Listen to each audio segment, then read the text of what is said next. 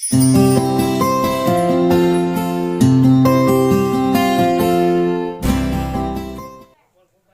ನನ್ನ ಮುದ್ದು ಮಕ್ಕಳೇ, ಎಲ್ಲ ಹೇಗಿದ್ದೀರಾ? ಚೆನ್ನಾಗಿದ್ದೀರಾ? Okay, very good. ಮನೆಯಲ್ಲೇ ಇರಬೇಕು, ಸುರಕ್ಷಿತವಾಗಿರಬೇಕು, ಹಾಗೆ ವಿಡಿಯೋ ಪಾಠಗಳನ್ನು ಕೇಳಬೇಕು ಮಕ್ಕಳೇ, ಅಭ್ಯಾಸವನ್ನು ಮಾಡ್ತಾ ಇರಬೇಕು. ಹಾಗೆ ಮಕ್ಕಳೇ, ಈ ವಾರದ ಒಂದು ವಿಡಿಯೋದಲ್ಲಿ ನಾವು 1ನೇ ತರಗತಿಯ ಕನ್ನಡ ಭಾಷೆಯ 6ನೇ ಮೈಲಿಗಲ್ಲಿಗೆ ಸಂಬಂಧಪಟ್ಟಂತೆ ಮೆಟ್ಟಿಲು ಸಂಖ್ಯೆ 108ರಿಂದ 115ರವರೆಗೆ ಈ ಎಲ್ಲ ಕಾರ್ಡ್ಗಳನ್ನು ಒಂದೊಂದಾಗಿ ಚರ್ಚೆ ಮಾಡ್ತಾ ಹೋಗೋಣ ಮಕ್ಕಳೇ. ನೀವು ರೆಡಿ ಇದ್ದೀರಲ್ವಾ ಈ ಎಲ್ಲ ಕಾರ್ಡ್ಗಳನ್ನ ವೀಕ್ಷಣೆ ಮಾಡಲಿಕ್ಕೆ? Very good. ಈಗ ಮೊದಲನೇದಾಗಿ ಮೆಟ್ಟಿಲು ಸಂಖ್ಯೆ 108ಕ್ಕೆ ಸಂಬಂಧಪಟ್ಟಂತೆ ಚಿತ್ರ ರಚನೆ, ಈ ಒಂದು ಕಾರ್ಡಿಗೆ ಸಂಬಂಧಪಟ್ಟಂತೆ ನಿಮಗೆ ಪ್ರತ್ಯೇಕವಾದ ಒಂದು ವಿಡಿಯೋವನ್ನು ಸೆಂಡ್ ಮಾಡ್ತೀವಿ ಮಕ್ಕಳೇ. ಆ ಒಂದು ವಿಡಿಯೋದಲ್ಲಿ ಈ ಕಲಿಕೆಯನ್ನು ಮಾಡಬೇಕಾಗುತ್ತೆ ನೀವು. ಹಾಗೆ ನಂತರದಲ್ಲಿ ನೋಡುವುದಾದರೆ, ಹಾಗೆ ಮಕ್ಕಳೇ, ಚಿತ್ರವನ್ನು ಹೆಸರಿಸು, ಲೋಗೋ ನಾಯಿ, ಮೆಟ್ಟಿಲು ಸಂಖ್ಯೆ 109. ಈ ಒಂದು ಕಾರ್ಡ್ಗೆ ಸಂಬಂಧಪಟ್ಟಂತೆ ನೀವು ಚಿತ್ರಗಳನ್ನು ನೋಡಿ ಯಾವ ಚಿತ್ರಗಳು ಅಂತೇಳಿ ನೀವು ಗುರುತಿಸಬೇಕು. ಗುರುತಿಸ್ತೀರಲ್ವ ಮಕ್ಕಳೇ? Okay, good. ಈಗ ನೋಡಿ ಮಕ್ಕಳೇ, ಒಂದೊಂದಾಗಿ ನೋಡ್ತಾ ಹೋಗೋಣ. ಮೊದಲನೇದಾಗಿ ಏನು ಕಾಣ್ತಾ ಇದೆ ನಿಮಗೆ ಈ ಒಂದು ಚಿತ್ರದಲ್ಲಿ? ಏನು ಮಾಡ್ತಾ ಇದ್ದಾರೆ ಆ ಮಕ್ಕಳು? ಎಸ್, ಓಡ್ತಾ ಇದ್ದಾರಲ್ವಾ?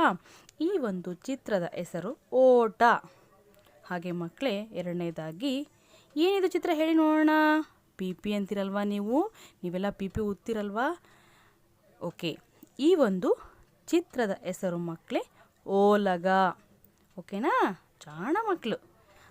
ಹಾಂ, ಈ ಚಿತ್ರ ಏನು ಹೇಳಿ ನೋಡೋಣ? ನೀವು ಸರ ಅಂತಿದ್ದೀರಲ್ವಾ ಮಕ್ಕಳೇ? ಓಕೆ, ಈ ಒಂದು ಚಿತ್ರದ ಹೆಸರು ಹವಳ. ಗೊತ್ತಾಯ್ತಾ ಮಕ್ಕಳ? ಓಕೆ, ನಂತರದಲ್ಲಿ ನಾವು ನೋಡುವುದಾದರೆ ಇದೇನು ಚಿತ್ರ ಹೇಳಿ ನೋಡೋಣ? ನೀವೇನೋ ಹೇಳಲಿಕ್ಕೆ ಪ್ರಯತ್ನ ಮಾಡ್ತಿರಲ್ವಾ? ಬಾಣ ಅಂತಿದ್ದೀರಲ್ವಾ ಮಕ್ಕಳೇ? ಓಕೆ, ನಾವು ಇದಕ್ಕೆ ಇನ್ನೊಂದು ಹೆಸರು ಕರಿತೀವಿ. ಅದು ಏನಪ್ಪ ಅಂತೇಳಿದ್ರೆ ಶರ. ಈ ಒಂದು ಚಿತ್ರದ ಹೆಸರು ಶರ. ಹಾಗೆ ಮಕ್ಕಳೇ, ಮೆಟ್ಟಿಲು ಸಂಖ್ಯೆ 110ಕ್ಕೆ ಸಂಬಂಧಪಟ್ಟಂತೆ ಆಕಾರ ಗುರುತಿಸುವ ಅಕ್ಷರ ಪಟ್ಟಿ, ಲೋಗೋ ಕರು. ಇಲ್ಲಿ ನೋಡಿ ಮಕ್ಕಳೇ, ನೋಡ್ತಾ ಇದ್ದೀರಾ? ಒಂದೇ ರೀತಿಯ ಆಕಾರವುಳ್ಳ ಮಿಂಚುಪಟ್ಟಿಗಳನ್ನ ನೀವಿಲ್ಲಿ ನಿಮ್ಮ ಪೋಷಕರ ಸಹಾಯದೊಂದಿಗೆ ಜೋಡಿಸ್ತಾ ಹೋಗಬೇಕು ಮಕ್ಕಳೇ. ನೋಡ್ತಾ ಇದ್ದೀರಾ? ನಿಮಗೆ ಈ ಒಂದು ಅಕ್ಷರಗಳ ಪರಿಚಯ ಅಂತಕ್ಕಂಥದ್ದು ಇರುವುದಿಲ್ಲ ಮಕ್ಕಳೇ. ಹಾಗಾಗಿ ಒಂದೇ ಆಕಾರವನ್ನು ಹೋಲ್ತಕ್ಕಂತಹ ಅಕ್ಷರಗಳನ್ನು ನೋಡಿ ನೀವು ಒಂದೊಂದಾಗಿ ಆ ಆಕಾರಗಳಿಗೆ ಅನುಗುಣವಾಗಿ ಮಿಂಚುಪಟ್ಟಿಗಳನ್ನು ಒಂದರ ಕೆಳಗೆ ಒಂದರಂತೆ ಜೋಡಿಸ್ತಾ ಹೋಗಬೇಕು ಮಕ್ಕಳೇ. ಈ ಒಂದು ಕಲಿಕೆಯ ಉದ್ದೇಶ ಕೂಡ ಇದಾಗಿದೆ ಮಕ್ಕಳೇ. ನಿಮ್ಮ ಒಂದು ಪೋಷಕರ ಸಹಾಯದೊಂದಿಗೆ ಈ ಒಂದು ಕಾರ್ಯಚಟುವಟಿಕೆಯನ್ನು ನೀವು ಮಾಡ್ತಾ ಹೋಗಬೇಕು. ಜಾಣ ಮಕ್ಕಳೇ ಅಲ್ವಾ ನೀವು? ನಂತರದಲ್ಲಿ ನೋಡುವುದಾರೆ ಮಕ್ಕಳೇ, ಮೆಟ್ಟಿಲು ಸಂಖ್ಯೆ 111, 112, 113 ಮತ್ತು 114 ಈ ಕಾರ್ಡ್ಗಳಿಗೆ ಸಂಬಂಧಪಟ್ಟಂತೆ ಓ, ಔ, ಹ ಮತ್ತು ಶ ಅಂತಕ್ಕಂತಹ ಈ 4 ಅಕ್ಷರಗಳನ್ನು ಹೇಗೆ ಉಚ್ಚಾರಣೆ ಮಾಡಬೇಕು, ಹಾಗೆಯೇ ಯಾವ ರೀತಿಯಲ್ಲಿ ಬರವಣಿಗೆ ಶೈಲಿಯನ್ನು ಮಾಡಬೇಕು ಅಂತಕ್ಕಂತಹ ವಿಚಾರವನ್ನು ನಾನಿಲ್ಲಿ ಹೇಳ್ತಾ ಹೋಗ್ತೀನಿ ಮಕ್ಕಳೇ. ನಿಮ್ಮ ಒಂದು ಪೋಷಕರ ಸಹಾಯದೊಂದಿಗೆ ಅಥವಾ ಹಿರಿಯರೊಟ್ಟಿಗೆ ಈ ಚಟುವಟಿಕೆಗಳನ್ನ ನೀವು ಮಾಡ್ತಾ ಹೋಗಬೇಕು ಮಕ್ಕಳೇ. ನಿಮ್ಮ ನೋಟ್ ಪುಸ್ತಕದಲ್ಲಾಗಿರ್ಬೋದು, ಮತ್ತು ಸ್ಲೇಟಲ್ಲಾಗಿರ್ಬೋದು, ಹಾಗೂ ನೆಲದ ಮೇಲೆ ಆಗಿರ್ಬೋದು ಈ ಅಕ್ಷರಗಳನ್ನು ಬರೆಸಿ. ಈ ಅಕ್ಷರಗಳ ಮೇಲೆ ಹುಣಸೆ ಬೀಜಗಳಾಗಿರ್ಬೋದು, ಕಲ್ಲುಗಳಾಗಿರ್ಬೋದು ಮಕ್ಕಳೇ, ಅಥವಾ ಬೇಳೆಕಾಳುಗಳನ್ನು ಜೋಡಿಸುವ ಮೂಲಕ ಈ ಎಲ್ಲ ಅಕ್ಷರಗಳ ಅಭ್ಯಾಸವನ್ನು ನೀವು ಮಾಡ್ತಿರಲ್ವ ಮಕ್ಕಳೇ? ಜಾಣ ಮಕ್ಕಳು, ಗುಡ್. ಈಗ ಮೊದಲನೆಯ ಅಕ್ಷರವಾದ ಓ ನೋಡ್ತಿರಲ್ವ ಮಕ್ಕಳೇ? ಯಾವ ರೀತಿಯಾಗಿ ಉಚ್ಚಾರಣೆ ಮಾಡಬೇಕಪ್ಪ ಅಂತೇಳಿದರೆ ಓ ಓ ಅಲ್ವಾ ಮಕ್ಕಳೇ? ಈ ಒಂದು ಓ ಅಂತಕ್ಕಂಥ ಅಕ್ಷರವನ್ನು ನಿಮಗೆ ತೋರಿಸ್ಕೊಡ್ತಾ ಇದ್ದೀನಿ. ಚುಕ್ಕಿಗಳನ್ನು ಪೆನ್ಸಿಲ್ನ ಸಹಾಯದಿಂದ ಒಂದೊಂದಾಗಿ ಸೇರಿಸುತ್ತಾ ಬಾಣದ ಗುರಿತು ಯಾವ ರೀತಿಯಲ್ಲಿ ಸಾಗಿದೆಯೋ ಹಾಗೆಯೇ ನಿಮ್ಮ ಒಂದು ಬರವಣಿಗೆಯ ಶೈಲಿ ಅಂಥದ್ದು ಕೂಡ ಸಾಗ್ತಾ ಹೋಗಬೇಕು ಮಕ್ಕಳೇ. ನೀವಿಲ್ಲಿ ನೋಡ್ತಾ ಇದ್ದೀರಾ ಯಾವ ರೀತಿಯಲ್ಲಿ ನಾನು ತೋರಿಸ್ತಾ ಇದ್ದೀನಿ ಅಂತೇಳಿ. ಹಾಗೆಯೇ ನಿಮ್ಮ ಒಂದು ಪೋಷಕರೊಟ್ಟಿಗೆ ಈ ಒಂದು ಓ ಅಂತಕ್ಕಂತಹ ಅಕ್ಷರದ ಬರವಣಿಗೆ ಶೈಲಿಯನ್ನು ಕಲಿತಾ ಹೋಗಬೇಕು ಮಕ್ಕಳೇ. ಹಾಗೆಯೇ ಚುಕ್ಕಿಗಳ ರಹಿತವಾಗಿಯೂ ಸಹ ಈ ಓ ಅಂತಕ್ಕಂಥ ಅಕ್ಷರವನ್ನು ನೀವು ನಾನು ತೋರಿಸಿದಂತಹ ಮಾದರಿ ರೀತಿಯಲ್ಲಿಯೇ ಬರವಣಿಗೆ ಶೈಲಿಯನ್ನು ಕಲಿತಾ ಹೋಗಬೇಕು ಮಕ್ಕಳೇ. ಕಲಿತೀರಲ್ವಾ? ಗುಡ್. ಹಾಗೆ ಮಕ್ಕಳೇ, ನಂತರದಲ್ಲಿ ನೋಡುವುದಾದರೆ ಎರಡನೆಯ ಅಕ್ಷರವಾದ ಔ. ಇನ್ನೊಂದು ಸಾರಿ ಹೇಳ್ತೀನಿ ಮಕ್ಕಳೇ, ಈ ಅಕ್ಷರವನ್ನು ಯಾವ ರೀತಿಯಾಗಿ ಉಚ್ಚಾರಣೆ ಮಾಡಬೇಕು ಅಂತೇಳಿ. ಔ ಔ ಔ. ಓಕೆ ಮಕ್ಕಳೇ, ಈ ಔ ಅಂತಕ್ಕಂಥ ಅಕ್ಷರವನ್ನು ಹೀಗೆಯೇ ವಿಡಿಯೋದಲ್ಲಿ ತೋರಿಸಿದಂತೆ ಒಂದೊಂದೇ ಚುಕ್ಕಿಗಳನ್ನು ಸೇರಿಸುವ ಮುಖಾಂತರ ನಿಧಾನವಾಗಿ ನಿಮ್ಮ ಒಂದು ಪೆನ್ಸಿಲ್ನ ಸಹಾಯದಿಂದ ಹೀಗೇ ಬರಿಬೇಕು ಮಕ್ಕಳೇ. ನೀವು ನಿಮ್ಮನೇಲಿರ್ತಕ್ಕಂತಹ ಅಣ್ಣಾಗಿರ್ಬೋದು, ಅಕ್ಕಂದಿರ ಸಹಾಯದಿಂದ ಸ್ಲೇಟಲ್ಲಾಗಿರ್ಬೋದು, ನೆಲದ ಮೇಲಾಗಿರ್ಬೋದು ಅಥವಾ ಚಾಕ್ ಪೀಸ್ ಸಹಾಯದಿಂದ ಬರೆಸಿಕೊಂಡು ಕಲ್ಲುಗಳನ್ನು ಜೋಡಿಸುವ ಮೂಲಕ, ಹುಣಸೆ ಬೀಜಗಳನ್ನು ಜೋಡಿಸುವ ಮೂಲಕ ಈ ಅಕ್ಷರ ಅಭ್ಯಾಸಗಳನ್ನ ಮಾಡ್ತಾ ಹೋಗಬೇಕು.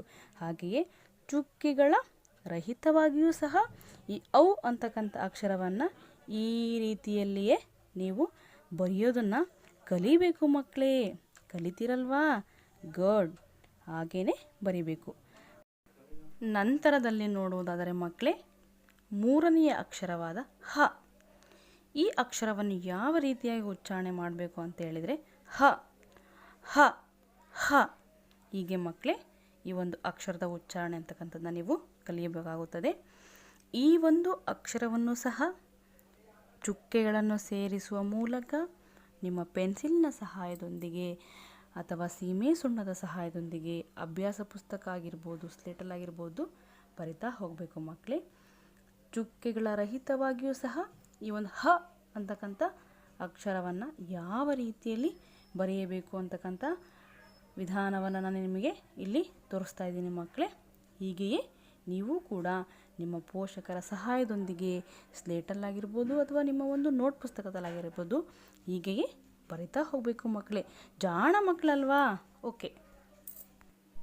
ಹಾಗೆ ಮಕ್ಕಳೇ, ನಾಲ್ಕನೆಯ ಕೊನೆಯ ಅಕ್ಷರವಾದ ಶ.